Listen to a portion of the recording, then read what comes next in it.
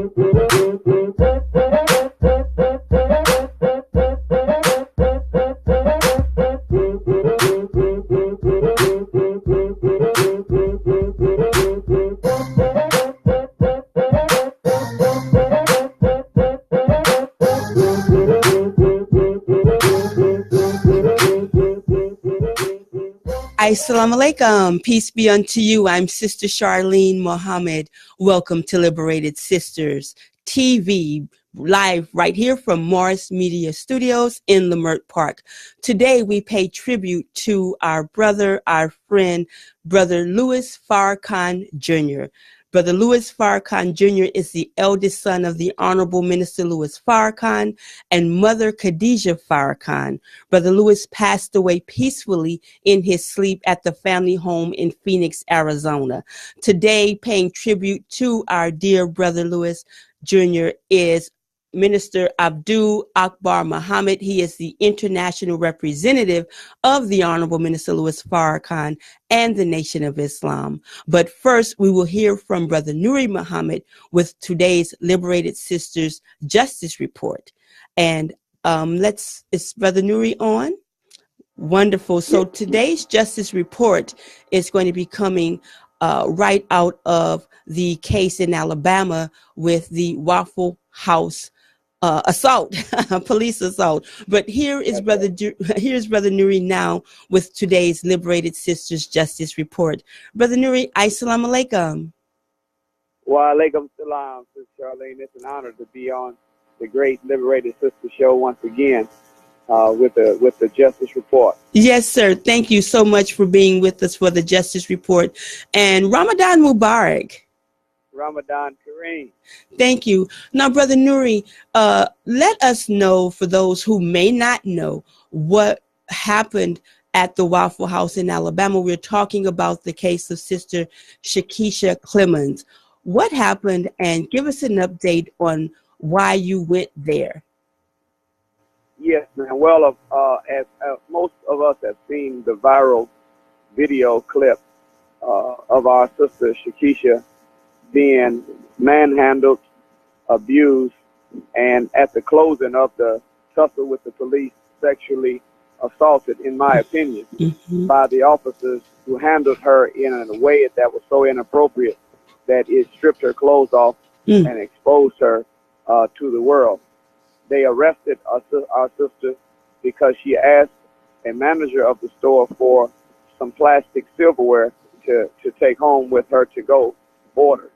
They told her no, and it sparked a situation where the manager summoned the police, and they got involved, and they attacked the victim, not the victimizer, which was the manager of the Waffle House. Wow. So as a result, of course, we have been from the conception of this problem, the Nation of Islam, and our student minister James and our sister Charmaine there has been on the front line counseling her, auditing our sister, as well as fighting in the city for justice.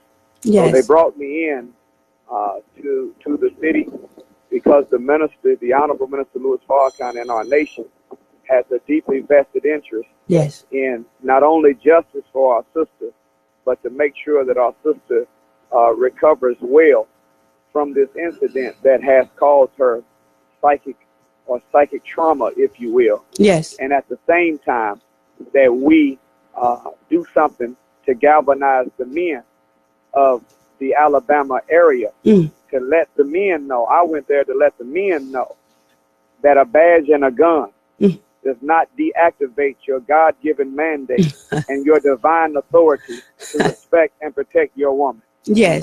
We should never be there with a camera phone out filming as the police or anyone abuses our women. We should put the camera down, put the phone down, and pick up the predator, pick up the victimizer, and handle the business that men are supposed to handle as it relates to violation of our women. Yes, sir. Thank you so much, Brother Nuri. That story is also, you can read it online at finalcall.com, finalcall.com. And Brother Nuri, what is your Twitter handle so that people can follow you and also check out all of the work you did around this and as well other things? It is Brother Nuri, at Brother Nuri, N-U-R-I. Brother spelled out, Brother Nuri. And Sister Charlene, we would like to say that we were pleased to announce that our sister has been recovering well. Yes. And that she's getting her footing and her stability, her self-worth, her confidence, her goal setting, her state of mind is in a good place. Yes. By the grace of Almighty God. And we received on Saturday afternoon, after the consciousness was raised from our conversation, we asked the men to give a commitment to respect and protect our women. And we are pleased to announce that there's hundreds of soldiers, Muslim, Christian, non-religious street people, that put their hand together in a huddle in Mobile, Alabama as men and said, never again will I be there and watch my sister, whoever she is, be mishandled or disrespected ever again. I will lose my life if I have to, but I will never allow this violation to take place again. So we had a good visit by the grace of Almighty God, Allah. And I told the sister, Sister Shakisha, that I thanked her because her personal suffering has sparked a consciousness all over the country and a conversation in the communities of America that has produced a level of commitment from black men to say never again will our women be handled like this by anybody, not a black man, not a white man, not a FBI, not CIA, not the police. No one has the right or authority, no matter what the offense, to mistreat our women, and we're going to step in to make sure it doesn't happen. Absolutely. Thank you for that, Brother Nuri. And, you know, you said it right, no matter who she is, because it's correct. You know, things, we don't get involved until it affects our mother, our daughter. But if we would just think, if Shakisha was my sister or my daughter or my wife, you know, then a lot of things would be differently. And as the Honorable Minister Louis Farrakhan tells us, when we feel the love for and of one another, you know, then we could do those things you're saying. I'm so glad you brought us that update. That's right. Yeah, That's right. Thank you so much. And we have a quick minute before I ask you to give us your tribute and reflection on Brother Louis Farrakhan Jr. There's something mentioned, and I don't want to gloss over because in case anyone doesn't understand, you said she's been getting her auditing. And would you just briefly summarize what that is that's helping to bring our sister up by the grace of Allah with everything else that she's receiving? Yes, ma'am. Well, thank you so much. Yes. And just to add a little footnote to what you said, Sister Charlene, Sister Shakisha, the Most Honorable Elijah Muhammad started in the 30s, changing the language that black people use when they interacted with one another. Come on. And we've deviated from that in the modern time. Now everybody's my guy, my girl, my dog, my bee, wifey, or this in this, or this in that, or my BFF, or my wife. But the Honorable Elijah Muhammad said that the proper way to have conversation back and forth with one another is to call each other brother and sister. Yeah. See, because Sister Charlene, if I'm your brother, and you're my sister, my son is your nephew, come on, and your daughter is my niece. Yes. And whenever we see each other as brothers and sisters, and all of our children in our community as our nephews and our nieces, and every problem they rise is a family problem. So it's not someone else's Sister Shakisha, it is our Sister Shakisha. Right. And we graduate when we think as brothers and sisters out of sympathy into what's called empathy. Yes. Sympathy means that I don't like that you feel bad. But empathy means that when you feel bad at 108 degrees of pain, I feel 108 degrees of pain with you. So to solve your problem is to solve my problem, and to not solve your problem is to keep myself in a problem. So we automatically act on behalf of one another when we graduate from sympathy to empathy. Yes, auditing is a mental audit. This is a procedure or a process that we learn from a course in Dianetics from the Church of Scientology, where it allows you to be in what would be kind of a listening counseling session, where you can go over painful emotional events you've experienced in the past, and questions are asked that help you to recall and recollect these events accurately. And by going over them over and over again and picking up all the details you can find, what we found is that in the science of the mind, it does or it extracts the negative charge that's attached to past bad experience. So it becomes just a memory, but it doesn't affect you in a negative way in the present or ever in the future. And our sister has been going through this process, and she has been extracting all of the charge out of not only this situation, but other negative circumstances in her life, and her mind is beginning to be more and more unburdened. She's having more and more access to what is called attention units, or the power of the mind that exists within inside of our head. Absolutely. So she's doing a great process, and the sisters are doing a good job looking out for our sister. And the brothers, of course, are making sure that they're safe, secure, and sound, and no harm comes to her as she's challenging the city for justice. Thank you so much, Brother Nuri. I wanted to make sure that is explained, and thank you for, again, looking after the care and the well-being, along with all of those there in Alabama, for our sister. And, of course, thank you, the Honorable Minister Louis Farrakhan, for without you introducing us and just really caring for us. This man, my God, if we really just don't know the grace and mercy and blessings, we really don't realize just how much we all are blessed by Minister Farrakhan. So thank you, Minister Farrakhan. And from me personally, Sister Charlene, I must say thank you, and Mother Khadijah, and to the whole Farrakhan family, and my condolences. And as we get into that, Brother Nuri, before we bring on Brother Akbar, would you give your personal reflection and your tribute to Brother Louis? Because I know mine is that while we did not talk one-on-one and have that type of relationship, other than twice, when I asked to interview Brother, once when I was very new writing for the Final Call, and once at another Janazah, and I forgot. He was like, "Oh no, they didn't tell you? I don't do interviews." And he had such a smile and was so gracious. But I said, "Yeah, I forgot, brother." But nonetheless, he sacrificed his brother Jesse Muhammad and I, who handles the minister's social media accounts and the Farrakhan Twitter army. Like he was saying, someone asked, "What did Brother Louis Farrakhan Jr. do?" And he was like, "Man, please, he sacrificed his father, right?" He sacrificed his father. So your reflections and your tribute, real quick, Brother Nuri, before we bring on Brother Akbar. What a wonderful soul the great Brother Louis Farrakhan Jr. was. Yes. What a great and beautiful man he was. He was a brother that no matter who you were, whether you were a high-up official or whether you were what they would consider private soldier believer, he treated everyone the same. Yeah. And every time you embraced him, he always did something or said something to you that lifted your spirit several notches from wherever it was. Notches, come on. Brother Louis Jr. was a man that, in my humble opinion, was born with a creative mind that thought way beyond the hell that we live in and the wickedness of the world that we suffer.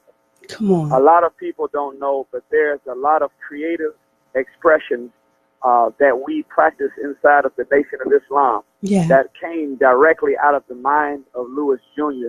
to his father, Wow. Louis Farrakhan Sr., and were acted upon by the minister and the executive council. Yeah. The logo for the Million Family March came from Louis Jr.'s mind. Come the on. design for the Million More movement came from his mind. That the way he made the circle with MFM, Million Family March. Fire. And it looked like Farrakhan in the front with two Muhammads backing him up on the wheel. Yeah. All that came out the mind of God. his brilliant brother, Louis Farrakhan Jr. And if anybody knows anything, you know this, that the weightiest name on the planet right now is the name Louis Farrakhan. Yes. And this brother, Louis Jr., wore the weightiest name on the planet with dignity and pride, and always stayed in a humble spirit, operating in this world, fearing not the enemy on the outside, and always loving the believers on the inside. Yeah. What a great, great soldier Brother Louis Jr. Was, and we thank Allah for his creative mind that has put our nation on many, many roads that we're not even aware of, because he never came out and stood and said, hey, I did that. That's right. Me. That's right. He did it for his nation, and we should do the same. We love him, and we are praying for and asking that Allah will wrap his sacred hedge of protection around the mind, heart, body, and soul of the Farrakhan family. And protect them and lift their spirit. And I'll say this as a second point. Yes, sir. The real tragedy of life is not death. The real tragedy of life is what dies in you while you are yet still alive. Yeah. Brother. So 2 things we should learn. Let us, number 1, find those Louis Juniors that are in our life, and let's show them we love them right now before they leave. Give them their flowers while they are among us. 2, don't worry about the death of. Be concerned with what dies in you while you're yet still alive. And if we do those 2 things, I think Allah will bless us to do what's right, to show our love and support for our brother and his family. Yes, sir. Can somebody transcribe what Brother Nuri just said, please? Somebody listening, please transcribe that. Brother Nuri, that is so profound and that is so beautiful. And thank you so much for that. Yeah. And I want to tell the audience also, part of my visuals here, I'm trying to reach Brother Akbar. We're going to bring him on by phone momentarily. So Brother Nuri, thank you again for being our Justice Report guest today, and also for your words and your kind words and the reflections you gave on Brother Louis Farrakhan Jr. for the Liberated Sisters TV tribute. Assalamu alaikum. Wa alaikum salam. Thank you so much. Yes, sir. You're welcome.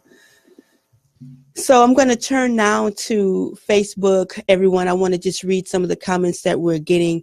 But if you go to Minister Louis Farrakhan's official Facebook page, and as well as his official Twitter account, you will see some of the reflections. And also just you can scroll through my timeline, and some of the believers have been putting, and also not just the Muslim followers, but people from across the world have been putting up very beautiful commentary about Brother Louis and condolences for the family. And it's just, it was a shock and to know that happened. But as Brother Nuri said, our brother's very beautiful, and a lot of things, he was behind the scenes.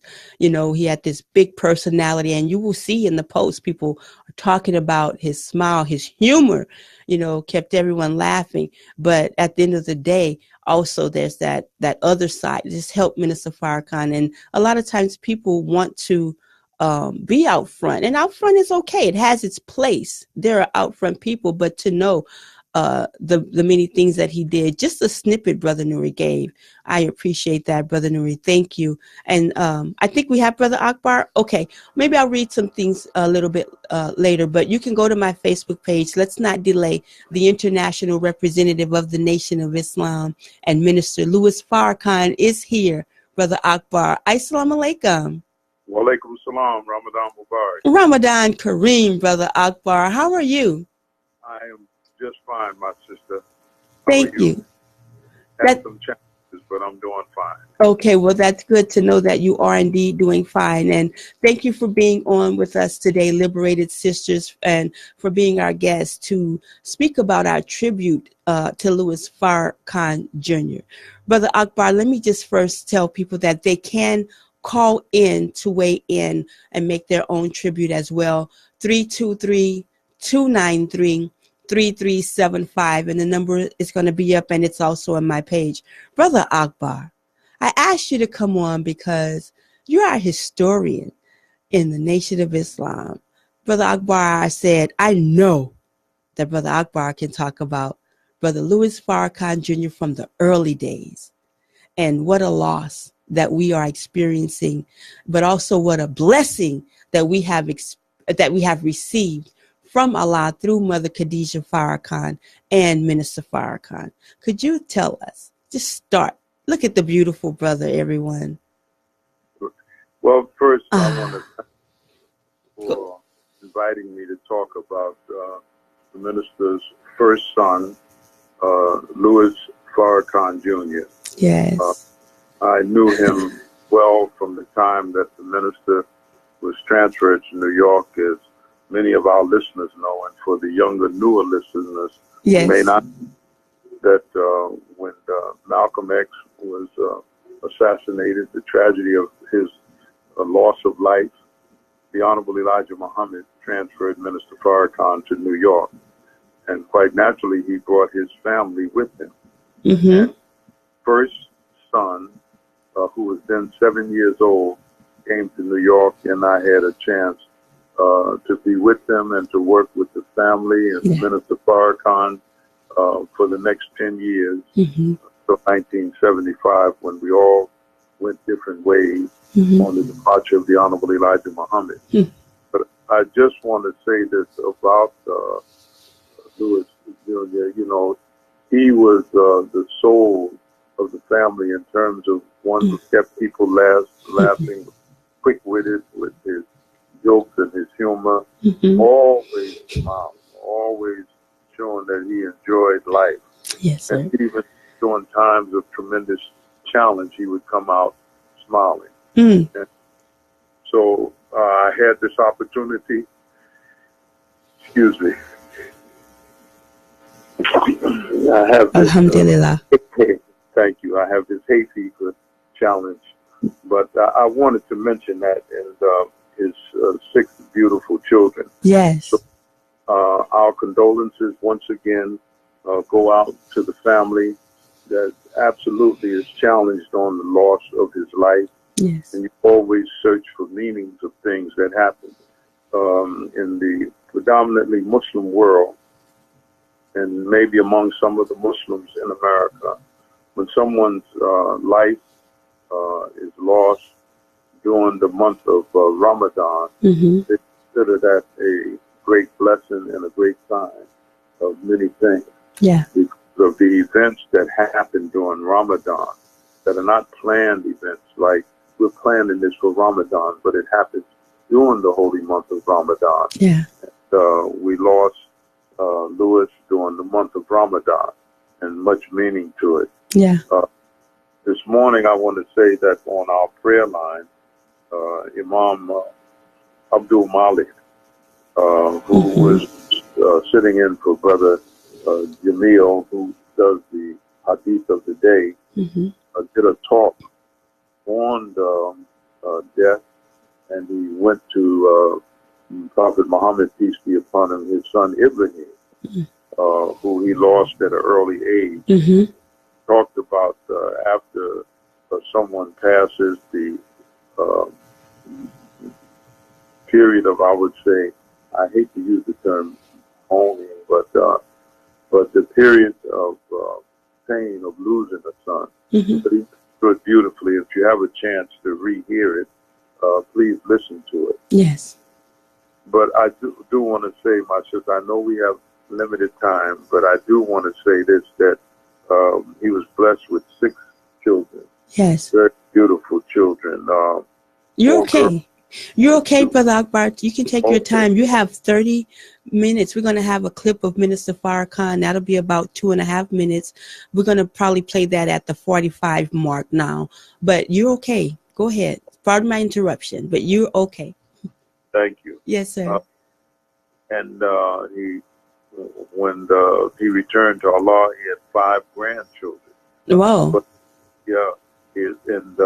his wife, Lisa, would always say to me, because she was having children, and the 4 were girls, Sophia, Khadijah, Maryam, and Holiday, named after her aunt. She said, but Akbar was like you and your first wife, you all had girls, 7, and had them right behind each other. Yeah. Always looking for that boy. And so the 5th child for Brother Louis and his wife, Lisa, at the time, Louis Farrakhan III. And he tells the story of the controversy of naming him. But Louis Jr. insisted that, this is his first son, and he wants to name him after his grandfather and himself. So his way prevailed, and so he became Louis Farrakhan III, his 5th child. Wow. And he had a son after that, Wakil. That's right. Who, by the way, will be graduating from high school on this coming Saturday, June the 9th in Washington. Yeah, congratulations, Brother Wakil. He's the one that dances, because I remember one of the dinners after Savior's Day, one of the babies was going. Go ahead, Brother Akbar. So I think that blessed family, those 6 children. Yeah. And then there's 5 grandchildren. Sophia, his oldest daughter, has 2, and Khadijah has 3, giving them 5 grandchildren. So no doubt that he has left his imprint, not with his family, but also in the nation. And as Louis Farrakhan Jr., or as they call him sometimes, Louis Farrakhan II, has an opportunity to travel with his father throughout the world. A great experience. He was the life of things. He always was quick-witted with his jokes and analyzed. And some people wanted to know the work that he did, but he was a great designer, and very few people know that. One of our marches, he designed the logo. That's right. And he was just good at it, and he was blessed to be able to do it naturally. He didn't go into any formal training or anything like that, but he was able to do it. Yeah. So this is remembering him and the family and what took place in New York. As the brothers and sisters know, especially those in the nation, that the home that Minister Farrakhan moved into when he moved to New York was the home that the Honorable Elijah Muhammad in Mosque number 7 purchased for Malcolm and his family. And the home came back to the Nation of Islam, and Minister Farrakhan moved his family into it. Yes, but as sir. the family began to grow, and they were growing, yeah. The house in East Elmhurst became too small, and the minister relocated to New Rochelle, New York. Yeah. He lived next door to Ozzie Davis and Ruby D. Yes, sir. I want to ask you, Brother Akbar, as you continue, if you could impress upon us what a sacrifice it is. Louis Farrakhan Jr. and all of the Farrakhan siblings, Mother Khadijah, talk about the sacrifice of that family. Talk about Brother Louis's sacrifice as we could see them and they're beautiful, they're humble, they're charitable, they're giving, they're kind, but to be in their shoes and to have this light, this man that's their biological father, and share him with the world. Can you talk about the sacrifice and the beauty of a family like that? Right. My heart always goes out to the family. I love them and respect them for their sacrifice. And as many may know, especially individuals in the position of leadership, pastors and ministers and political leaders, and activists. Yes. It's hard sacrifice, a hard one on their families, because the time and the attention that they could give to the development of their own children and their family, they're busy in the movement. Give that time to keep things together and keep them moving. And if there's any example of this, it's the Honorable Minister Louis Farrakhan and his family, and what that family sacrificed. And I think as they got older, they began to understand it. But when they were young, it was a struggle because they didn't understand it. Why is my father taking me on a picnic, or taking me to the park, or on a hike, or a bike ride? And they asked the question because they could not look into the depth of what he was doing. And it was like a whirl, our whole nation pulling on the person who is the leader with their problems, their marriages, their school. And he had to serve that community as well as the greater outside community. And I've been blessed by Allah to see this closely. I tried to work with the boys as much as I could, especially Joshua and Louis, who I would always encourage. And each one of them in their own way began to come to the table to see what they could offer to their father to help him with the tremendous weight that he carried. And every one of them contributed in their own way. But when they were young, they didn't understand it. And sometimes they would, blame their father not being home with them, and mom carrying the weight. But this goes with the weight of leadership and the dedication that Minister Farrakhan had for his work as a helper of the Honorable Elijah Muhammad. So when his son Louis passed in Phoenix, we all felt the pain of the minister, and we were concerned about it because we loved him. And to see him in pain brings pain to many of us. And so I could see it up close, and I probably could talk about it more so than those who looked at it from a distance. And to live in a fishbowl where everybody is looking at you and everybody has certain expectations from you. You have to know what that means and what that is about. And that becomes also a weight. You may want to do something. You have to decide, how will this impact my father's work? And involved in, and how would my father feel about it? There's nothing wrong with thinking of your parents and your loved ones, how they would feel about a decision that you would make. You don't say, well, later, this is my decision. I don't care what they think. That's sensitive. Because if you know the dedication of the man and his love of people and his tenderness and his concern and his always trying to be a guide and help people when they're in trouble, then you have every right to think about decisions that you make and how it impacts a man like the Honorable Minister Louis Farrakhan. And they're privileged, and it's such a blessing. I mean, I love when I hear Brother Joshua, and when they say dad, and I'm like, wow, these are great, larger than life figures. But thanks for touching on that, because we can never know.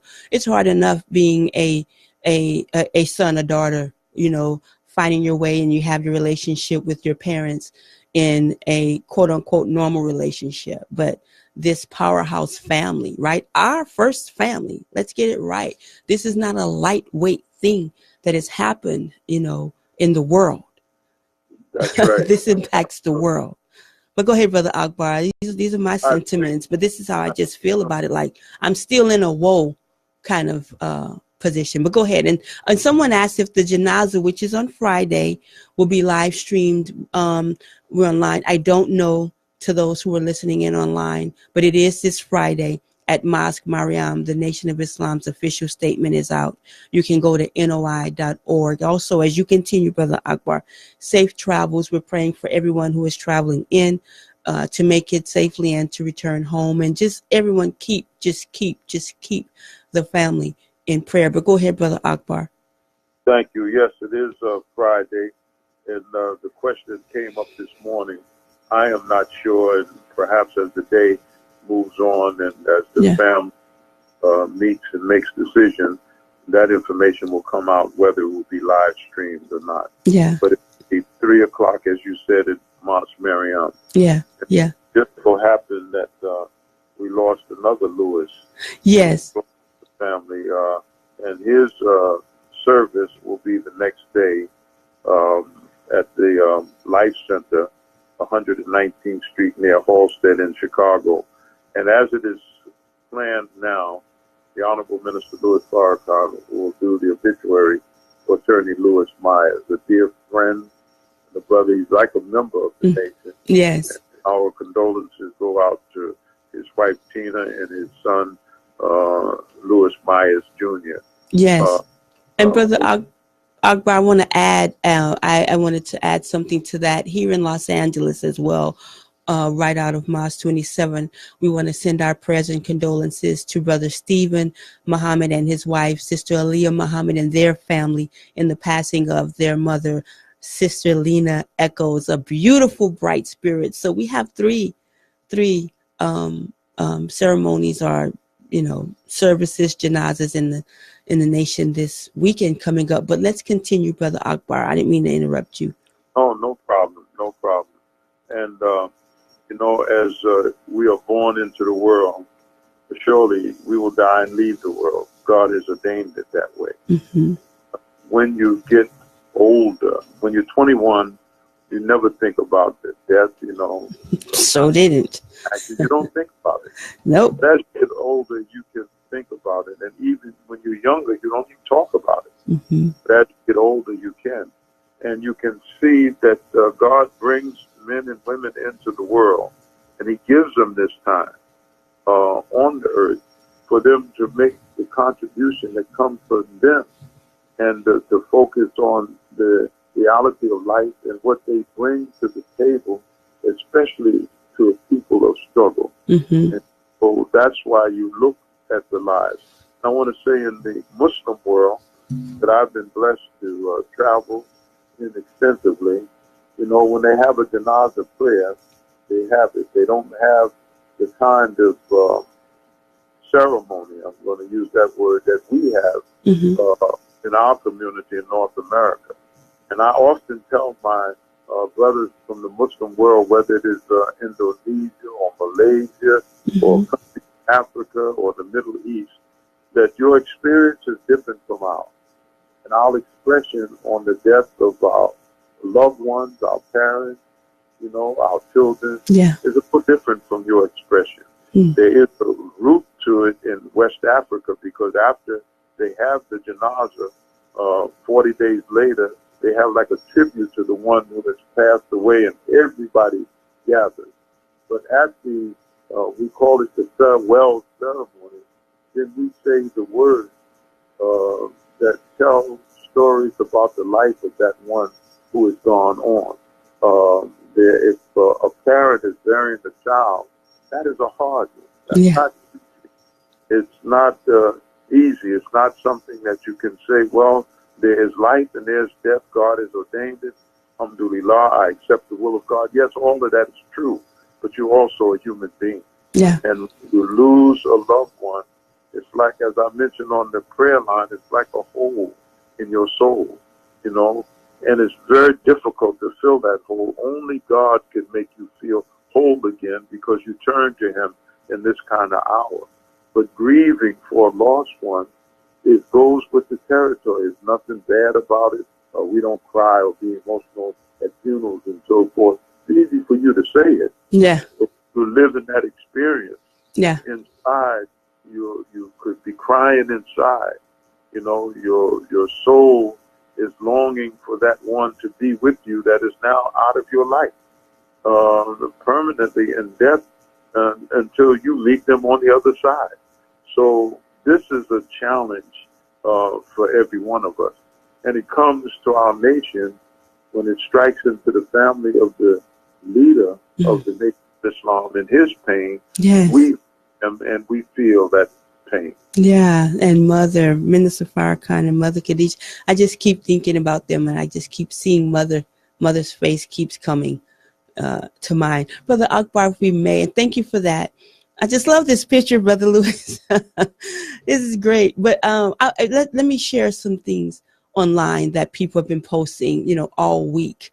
The sentiments have been so beautiful, and the photographs, of people in the special moments they were able to take with him, which I'm going to start doing that. I usually don't because, first of all, we're working, but sometimes I think it's an imposition, but I'm going to start doing that because I'm loving the pictures, and now they have those, but we, and you can cling to the moment. Sister Carol Muhammad out of Phoenix, Brother Akbar, put a post up, may Allah be pleased with our beautiful brother. So most of those are going to say that, almost all of them, right? You were always full of life. We were blessed to have been touched with your presence. Our prayers, condolences, and love go out. Let me make sure the volume is down here. They go out to the family. And he was at the opening of Blue Seas Express. I think this was in Phoenix. And there was a wonderful celebration, and they all had a good time, Sister Carol said. And the sisters are, and it's on Facebook. It's on my Facebook page. The sisters are dancing very modestly, right? Covered. And Brother Louis, I didn't know that was going to happen. They panned over, and he's, enjoying himself. And it's just good to have those things, of him. Let's see. I want to go to another one, Brother Akbar, just if you allow me to do a few. Yeah. Well, now they're going to articles, but yeah, they're going to articles. Someone said that I wish that Brother Louis Farrakhan Jr. could have received all of the love he is being shown today while he was living. He was always genuine to me, my family, and people in general. This person says, in a world full of judgmental and self-righteous people, they feel that they wish he would have always received the love. One thing I know is this: we can assume that certain things, we can assume people didn't receive, but unless we're right there, how do we know? Unless we've spoken to the person, how do we know? I just know that if Brother Louis Farrakhan Jr. never said one single word to Sister Charlene Muhammad, and that's why I asked you to touch on it, Brother Akbar, the sacrifice, right? The sacrifice that he and those his siblings make every day so that Minister Farrakhan can do what he does. Like, their father became the world. You know how we can get, Brother Akbar? Don't let some children be playing, or, a dad always takes you around to the store, picks you up, buys you something, and your cousin is visiting. And then, the dad's taking both the boys. There's going to be some little jealousy there. It happens. I think you touched on it a little bit. So just imagine like the whole world. So yeah, the sacrifice is great, and that's personal for me. And that's a brother. Brother Akbar, let's hear you talk some more about Brother Louis Jr. before we hear from Minister Farrakhan. Okay. I was in the Phoenix. Yes. And I know the sentiment of my sisters. We had a program there. Yeah. Put on by Sister Rashida for the elders. Yeah. And I was to speak, and Sister Minister Ava was there. Yes. And he was there. And when I saw his smiling face when I came in the morning, it warmed my heart. It really warmed me because knowing him since he was 7 years old, and watching him grow up to be a man of 60 years old, and for him to bring 6 beautiful children into the world, very smart. One of his daughters, Maryam, who's going to be a doctor, who's training in Cuba. Yes.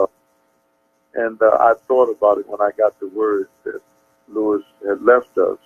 I thought about his face. I thought about him in the university in New York. The director, Clark, we called it, Muhammad Sadiq now, Imam Muhammad Sadiq out of Indianapolis, was his principal. And he took special care because of the very thing that you said, of ministers' children who all attended the school. Yeah. He took special care with them because he knew the sacrifice that the Honorable Minister Louis Farrakhan was making and had to make to hold that tremendous mosque that we had in New York. We were blessed with nearly 3,000 members in the mosque in New York. And the the minister was the centerpiece, because when he came there, he had to rebuild the nation in New York because of the death of Malcolm. And we being accused and responsible for the death of Malcolm, our people had sort of backed away from us. So the time that a normal family going home for dinner, eating with your family, that you would expect a father to do, who had 9 children at that time, then that wasn't possible. They made the sacrifice of sacrificing their father, but they were not at the age and mature enough to say it the way I'm saying it now.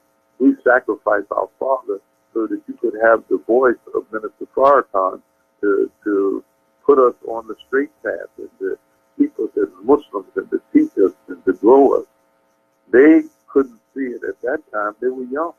All that they were missing their father at the dinner table, taking them out to a park. Yeah. So I know something about that pain. I don't know everything, but I know enough to be able to see it. And then someone like Imam Sadiq, who he's called now Director Clark at that time of our university, and the Honorable Elijah Muhammad gave him that job. Minister Farrakhan asked for him, and the Honorable Elijah Muhammad confirmed the appointment that he could do it. But he acted like a father to them. He was always helping them, and he had to reprimand them at times, and they would go home and tell their dad what they were doing. But the minister understood and appreciated that. And the minister, being the kind of person, a great, great listener. Yeah. He listens for both sides, and he loves both sides. So he's listening for your pain, and he's listening for the position of the other side. Yeah. That is definitely Minister Louis Farrakhan. Yeah. But I wanted to mention that because those of us who grew up and were under Minister Farrakhan in New York, we experienced all of this. Yes, sir. Yes, sir. Thank you, Brother Akbar, for that. And the reason I bring that up is because in that, the overarching theme I want to get at is the beauty of the sacrifice. You know, the beauty of the sacrifice. Sacrifice is painful, but look at the beauty that they are instrumental in bringing forth, you know, like a new world of Islam. So, Brother Akbar, before we go on, we wrap the show, I want to let everyone know that today's show is brought to us by the Build program. This is more commonly known as the Professional Community Intervention Training Institute. Brother Akil Bashir and the Professional Community Intervention Training Institute, also known as the Build program, is our show sponsor for today. You can reach me on Facebook, direct message me to find out how you can be a part of bringing Liberated Sisters TV each month. But thank you so much to PCIT. Thank you so much from Liberated Sisters. Brother Akbar, stand by before we wrap. I just want people to hear from Minister Farrakhan. This clip that we are about to play is from his May 27th message on masking the synagogue of Satan. This is Liberated Sisters TV. I'm Sister Charlene Muhammad. On the phone is Brother Akbar Muhammad, and this is our tribute to Louis Farrakhan Jr. Stay tuned.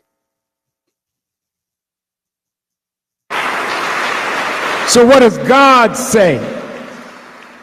Those who refused to submit to the God of Moses and Aaron, they were bitten with cockatrices and fiery serpents. And the messenger told me that the fiery serpent means angry white people. Are they biting you now? Are they stopping you in the street and talking to you like you are some dog? Get down on the ground. Look at you. Well, I know my rights.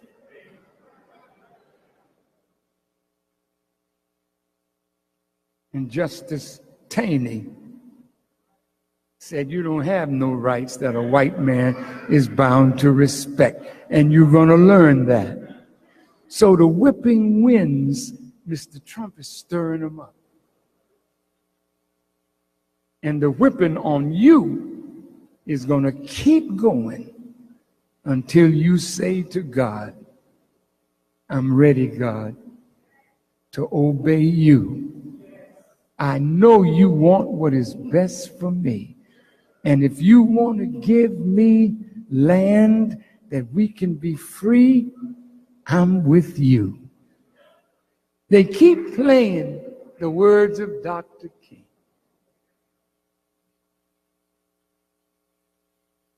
He said, I've been to the mountaintop. I have seen the promised land.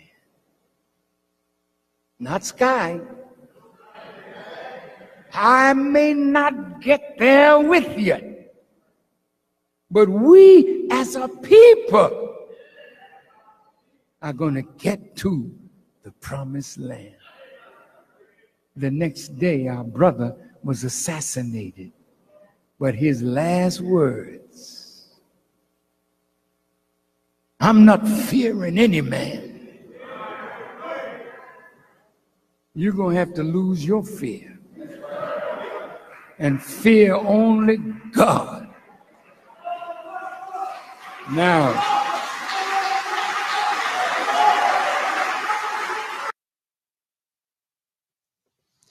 today, Mark. Welcome back. I get caught into Minister Farrakhan, start teaching. I zone in and I zone out. Brother Akbar, you there? I'm right here. Thank you so much. Go ahead, Brother Akbar. I would like to ask you if you would give your final remarks here on this show regarding our tribute to Brother Louis Farrakhan Jr. Yes, I want to say that I'm working on my second book. You know, at that same lecture, Minister Farrakhan announced my book, Africa in the World. Yes. My 12-year experience of living in Africa and representing the nation. But the book that I'm working on now, Traveling Through Life and the Time, is my autobiography. And in that autobiography, quite naturally, Minister Farrakhan, I've known him before 65, but really got to know him in 65 when he came to New York, and has worked with him ever since. Yeah. And definitely plan to cover aspects of his beautiful family that came to New York with him. I mean, and what they did and meant to him. And in that, now I have to write in Louis Farrakhan Jr. Yes. And I just want to say a side note. I know, of course, the country, I'm getting these calls about my book, and I'm not able to distribute it in every corner. But those on the West Coast who hear you, if you go to Akbar's books, just Akbar's with an S, books with an S.com, it'll tell you how to order the book. But I want to thank you very much, and I made note in case I have to talk again on Louis Jr. May Allah bless him for his work that he did among us. Yes. May Allah open the gates of paradise for him. Yes. Allah console this hole now in the family and fill that hole with appreciation of his tremendous life. Amen. Yes, amen. Thank you, Brother Akbar. And Brother Akbar, you're such a great guest. You're just so seasoned, so professional. You know, I didn't even have to transition to that. You just already know what to do. So thank you for giving us the information on your book. And Brother Akbar, may Allah bless you as you travel. I'm not sure where you are, but all throughout your travels. And, you know, you've been a big brother, mentor, so much to me personally, and also for Liberated Sisters all along the way. So I thank you so much for coming on to talk about Brother Louis Farrakhan Jr. And again, thank you so much, Brother Akbar. Thank you for the opportunity. May Allah bless you. Ramadan Mubarak. Likewise. Assalamu alaikum. Wa alaikum salam. That's our show for today. Thank you, everyone, for tuning in online. And again, let's keep prayers and condolences and keep Minister Farrakhan, Mother Khadijah Farrakhan, the Farrakhan family in our prayers. And again, as well as the family of Brother Attorney Louis Myers, who will be buried the following day, June 8th, this Saturday, and as well the family of Mrs. Lena Echoes, Brother Stephen Muhammad, and Sister Aaliyah Muhammad's mother. Blessings to you all. I'm Sister Charlene Muhammad. I want to say also thank you, Brother Nuri Muhammad, for bringing us the Justice Report and your reflections on Brother Louis Farrakhan Jr. Thank you, Sister Felicia, the Poetess Morris and Morris Media Studios, for having us here. I would like for you to please read the Final Call cover story. It's regarding a case on Black identity extremism, and that cover story you can read at finalcall.com, finalcall.com. That story talks about a brother that was arrested under this federal charge of Black identity extremism. That is something I won't get into here, except to say that the FBI COINTEL program, people are saying it's a remnant of that, and but it's 2018 Trump style, right? So read the Final Call, subscribe to the digital edition at finalcall.com. And I would like to remind you, the minister, here's the Final Call cover story.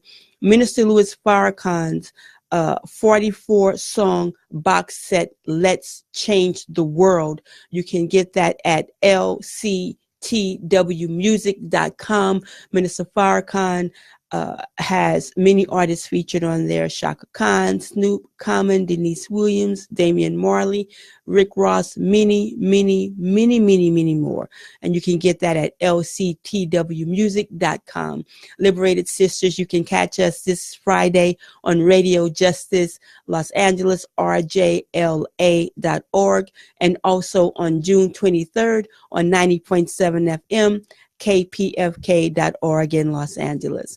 Thank you again for tuning in. This is Liberated Sisters TV. If it's impacting our community or can uplift us as a people, let's talk about it. Peace.